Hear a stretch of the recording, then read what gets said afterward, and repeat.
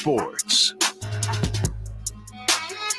At the Golden One Center, Whitey Gleason and Kyle Draper getting ready for the Kings and the Cleveland Cavaliers. And we got a very special guest joining us, sports reporter and producer, KTXL Fox 40, the house that Jim Crandall built. And, of course, he was with Sactown Sports before we were Sactown Sports. The great Sean Cunningham joining us. How are you, Sean? Great. The great Sean Cunningham. Wow. Yeah, he's everywhere. That is outstanding. I am feeling really good. Maybe part of it is because this homestand is coming to a little bit of an end. There's only 3 games, but I could be on it with all the other stuff that we cover over Fox 40. I'm kind of looking forward to the Kings kind of getting out of town for a few days. Wow. You know what's so interesting about Sean, and Whitey, we are in the presence of greatness. For this guy to actually give us a few minutes of his time, he's everywhere. I see him at high school football. I see him at King's shoot-around. He's at all the games. Dude, when do you rest? Not much, and I go out damn near every night, so I'm in these streets. So it's a lot of absolutely. Hit your boy up, man. Yeah, I was telling a story on a podcast the other night where I was like, "Who knew? I'm from Sacramento. I grew up here, and who knew Sacramento had this little reggae scene that lasts till 5 a.m. I'm like, what am I doing? Dog, I'm gonna give you my number. I got you. Seriously, we're gonna hang.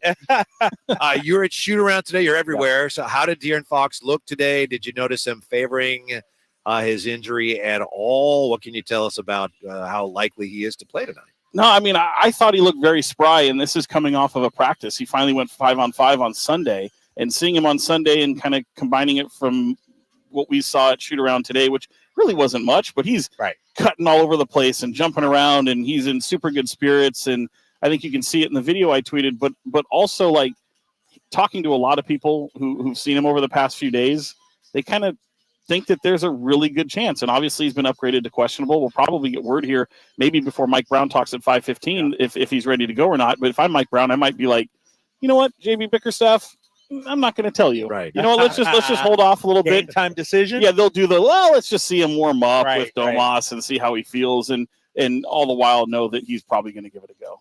If I was to bet, I think he's going to give it a go. But I've been wrong before. You know, and let's say he does go based on what you saw at practice and shoot around. How much should we expect from him tonight?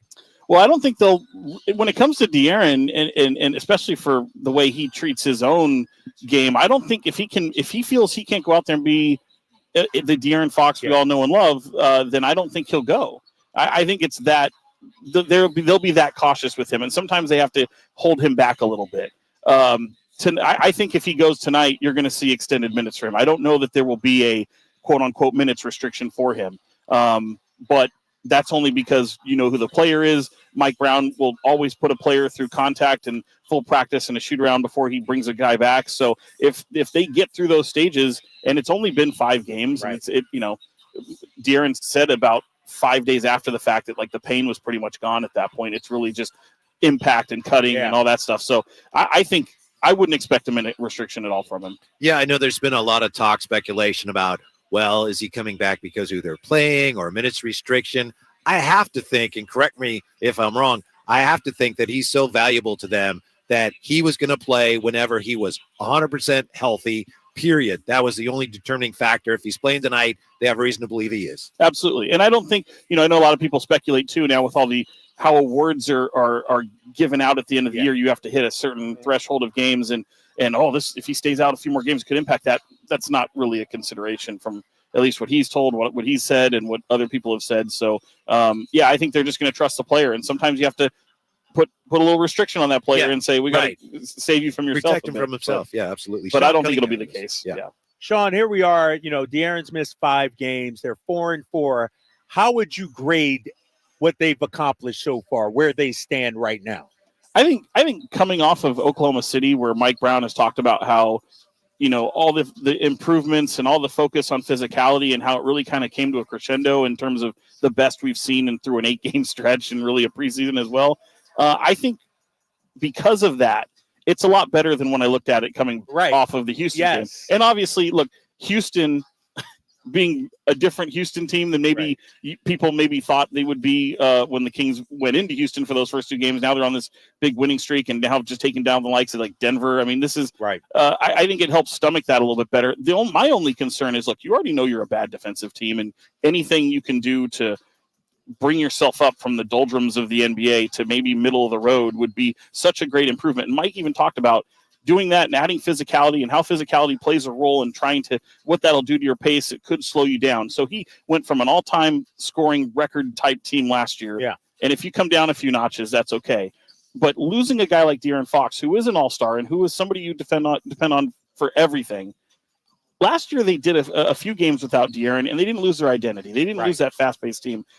That was surprising to me. So I feel like some tough conversations, as Domantas Sabonis calls them, and be it a team meeting or adjusting of the offense a little bit. I've liked what I've seen really from the Portland game, even though, you know, they were without some personnel in that game, and I think that was a tough one for people to swallow, them coming away with an overtime win. But I liked what I saw offensively from them. I liked that I saw what I saw in the Oklahoma City game, even coupled with that physicality, and them really trying to figure out and work their way through some struggling with some shooting. I mean, the shooting woes have been well documented. Yes. So that's certainly going to hurt your pace when you miss shots. So I like what this is leading to. I like the fact that this bodes well for tonight. The Cavaliers, a long, athletic team, and you're coming off your best showing as a physical team or a physical presence and what you've been able to work upon. This is the perfect test to put that challenge to. Fox 40's Sean Cunningham is with us here, courtside from the Golden One Center. Yeah, this morning I got up and I checked the Kings, you know, the numbers, and Basketball Reference had them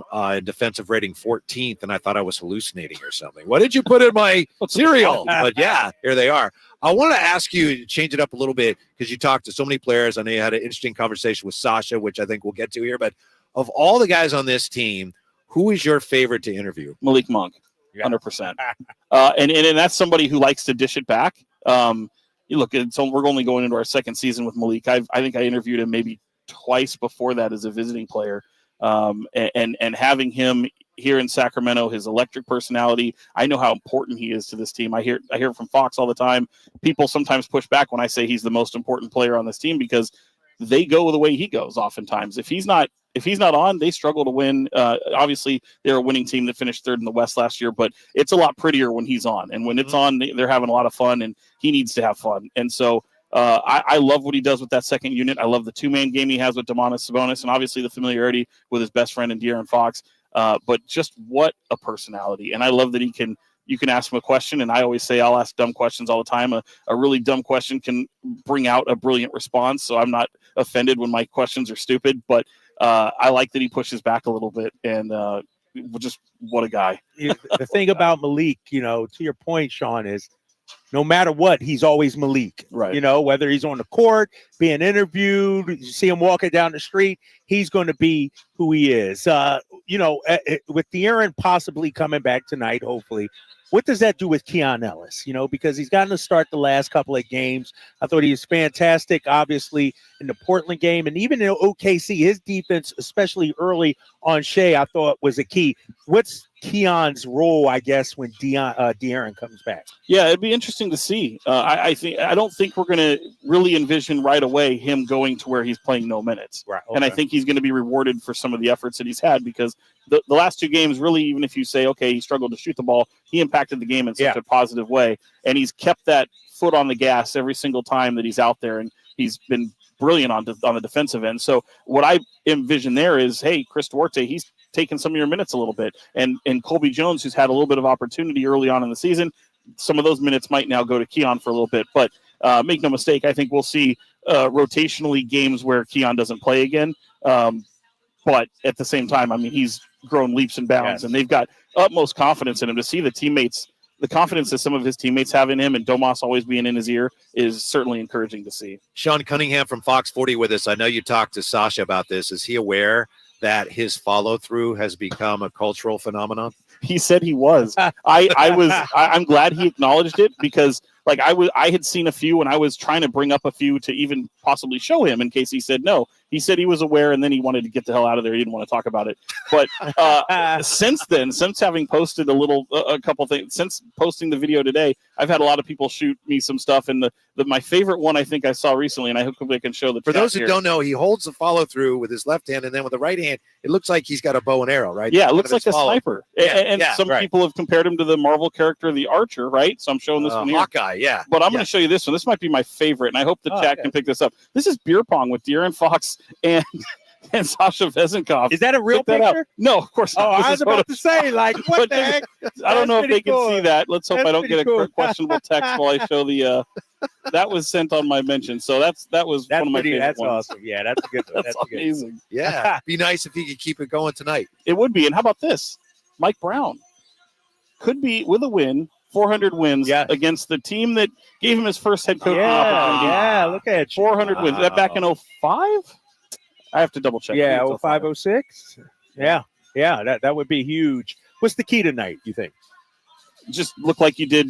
Look like don't run in mud and don't wilt to the physicality, because I think a lot of times these are the teams that really give the Kings fits. It doesn't matter what players they have out there. If they get smacked in the mouth, sometimes they tend to wilt. Right. And I hate seeing that. I know Kings fans hate seeing that. So you trotting out to Triple Towers tonight?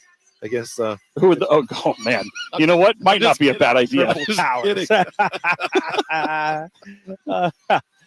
All right, man. Sean, thank you for coming by, man. You gotta get to work, Appreciate right? you. Yeah. Y'all got any more live shots you about to do? Or We got like that? plenty. We got two more. Two more. Lucky you. Lucky. All right.